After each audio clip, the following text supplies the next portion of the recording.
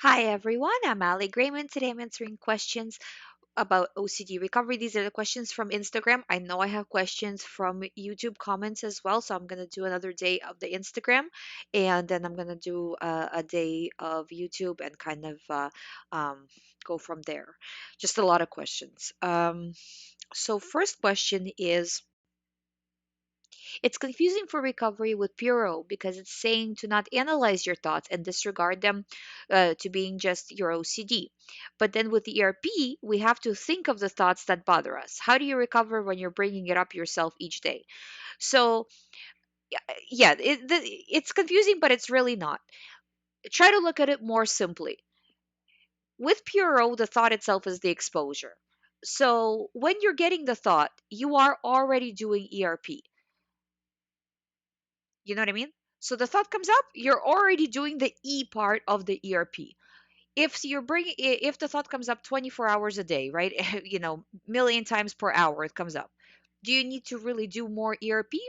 No, I would say not, because you're already in it all day long. You know, on purpose ERP is more when, say, for example, if say if I have a client that says, I have driving OCD, but now I've stopped driving, so I don't have driving OCD.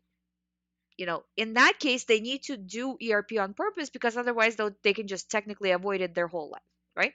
So in those situations where they're not around the trigger, with PRO, you're always the thoughts are always coming up, right? So you're already in exposure. You need to focus on the response prevention. If you want to bring up these thoughts more, when you have a break from the thoughts, you're bringing it up again, you can do that, but that's fine. It's not going to hurt the process or anything. The more exposure the better, but realistically with PRO, you're already getting thoughts 24/7. So do you need to do it more? Probably not.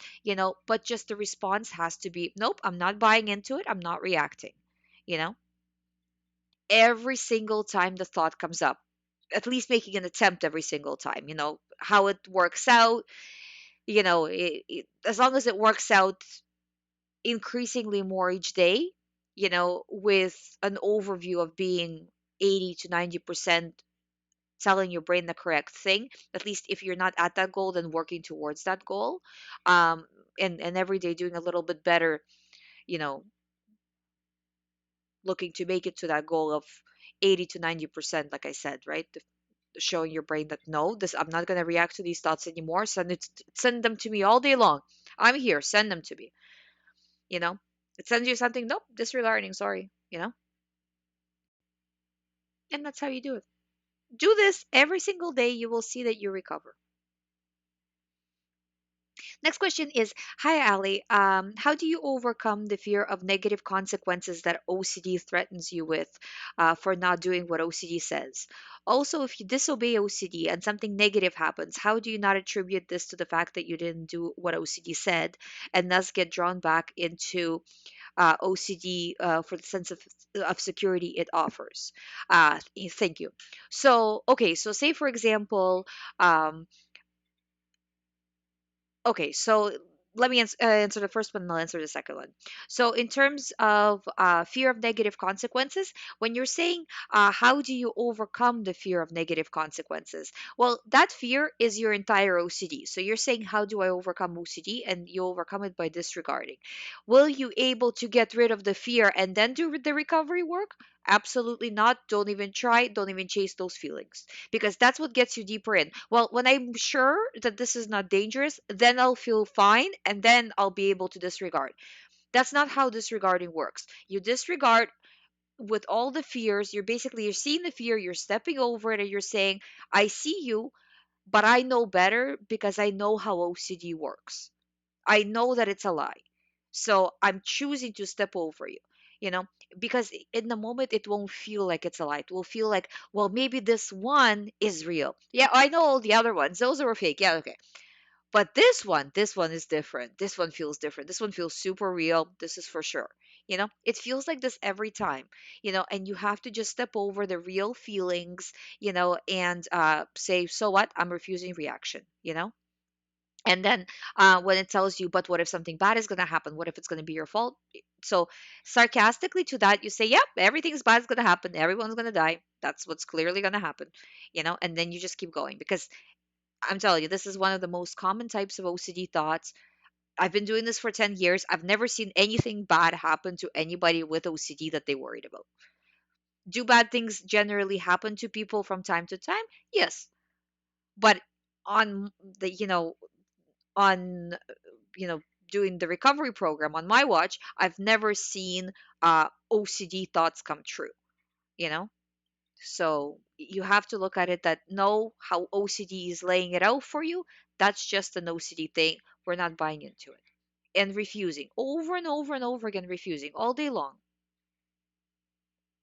And okay, so and now you're saying, okay, and if something negative does happen, how do you not attribute the fact that you didn't do what OCD says, um to, okay, so say for example, let's say this, a person is worried about getting cancer, and then they find out they got cancer, right? Those two things are unconnected, you know. You can be worried about anything, but we can't control the situations out, that are outside of our control. So that's just a coincidence. So, well, so you have to say to yourself, coincidences may happen, but they're not going to happen or not happen based on whatever OCD wants me to do, because I've been trying to do what OCD wants me to do and trying to reassure myself for long enough, and I believe that I'm done. So you have to take that stance of, it's you can't constantly live in a state where you are protecting yourself from fear over and over again. You can't live in defensive mode all the time, right? So you say, okay, if coincidentally bad things are going to happen, then bad things are going to happen, but I'm not going to live my life in fear. And that's how you handle it. And when it tells you to do something, not going to do it. What if everybody dies? Everyone's going to die. And you just keep going with your day. Next question is, if OCD tries to change my interpretation slash memory of a conversation years ago, can and should I always trust my original memory even though the OCD makes the new version feel convincing? Yes. So but don't even go into this rumination of what was the original memory and what was a part of the original memory, because then you can kind of go down the rabbit hole with that as well. Um, you want to say, yeah, across the board, this is OCD because it has to do with memory. And I've had things that have to do with memory in the past. This is just another one of them. And based on that, based on the fact that it feels real, based on the fact that it feels urgent to solve, based on the fact that it, again, like it has to do with memory, I'm disregarding. So you're not getting into the details of things. You're just choosing to disregard based on that criteria. And it will feel to you like you're taking a chance. But again, like I said, I've been doing this for 10 years. I see people taking chances on everything across the board. Not one person has been wrong. People always say that it feels real. I mean, that's how OCD goes. It feels real, right? For everybody. So this is not different. You just need to do the recovery work, and not, it's like it has to do with memory. It's therefore it's OCD, and therefore I'm choosing to move on. Next question is, why people with OCD carry false sense of urgency even when anxiety is not so high? Why do we rush so much in every small work we do? I think it's just the type of personality. Um, and I think it's just a personality thing, because I've experienced it with, in my life as well. And I see this pretty much with every client. Not every client, but with okay, let's say like maybe like 70% for sure. It's hard to say because it's like I can't really in the moment think of every single person I've talked to, but with quite a few clients, I see this. So what can you do about it? You need to understand that at the same time, um you're also a very sensitive person. I don't need to even talk to you to make that statement, because everybody who I've ever spoken who has had OCD was pretty much sensitive since birth, since the beginning. So people who are sensitive should not have a lot of extra stress put in on them, especially sporadically. So if you are, doing a lot then doing nothing, or doing less then doing a lot again, like in spurs, that's not going to be good, because then you're kind of overwhelming your mind, and it's not used to that, because then you kind of retrieve and then you do it again, right? So it has to be kind of okay. If you have a life that's really busy, then try to keep it evenly busy, and if your mind is trying to make you do more than what you feel you really should logically, then try to view it as exposure not to do it. So okay, it's pushing me to do something, I'm going to choose not to. you know this kind of brings me into another issue here, is that ERP is something you can use not just in OCD but in every area of your life. You have, for example, a person in your life who drives you crazy, you know exposure and response prevention. you know Work situation you don't like, exposure and response prevention. You know what I mean?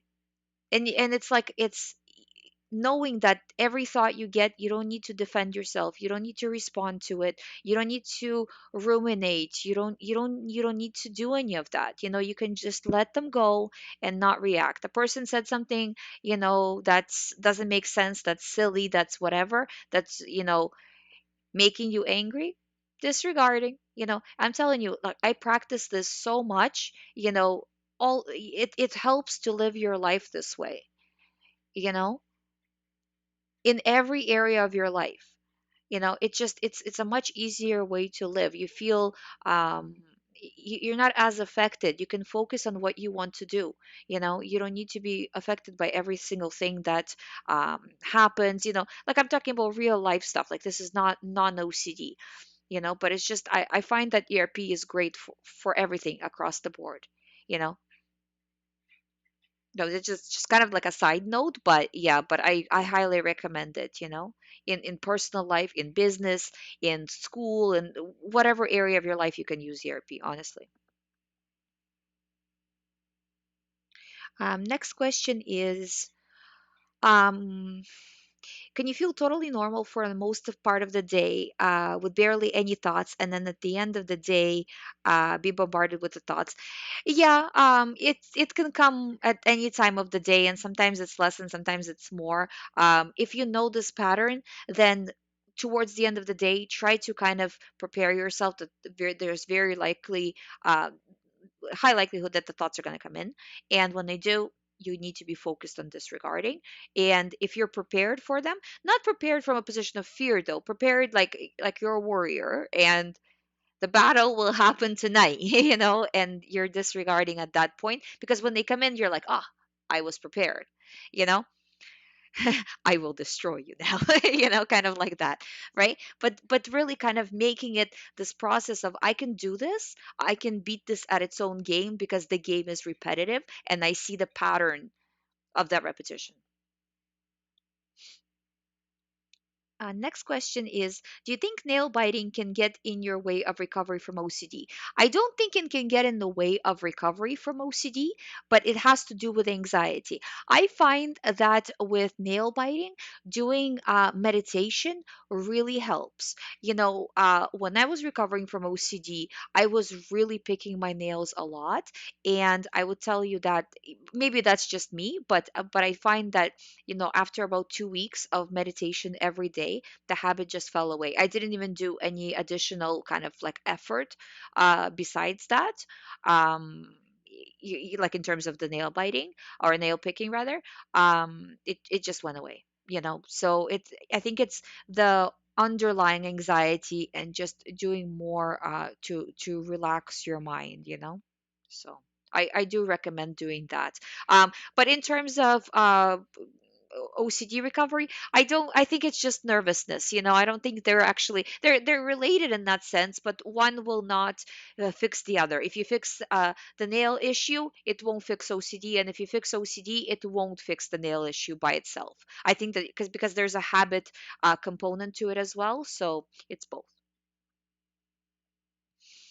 Um, I have a fan page on Instagram and I check it a lot. I don't know if I should delete it. Just try to monitor how many times you check it and allow yourself only a certain amount of times. And anything beyond that is OCD. I wouldn't delete it because if you're deleting it, it's kind of avoidance, like you're running away from the problem.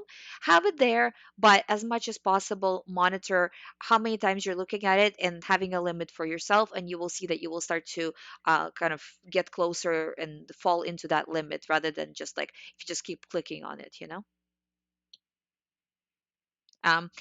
Another thing is try to make it, because it's like if it's only one click away, it might be too easy. So try to like log out. So you would have to log back in order to check it. So it would be a longer, um, like more steps to do the action, because this will help to, to have a limit on it, because you don't want to be, oh, I clicked on it and then I thought that I shouldn't click on it, you know? So making it a little more difficult will help.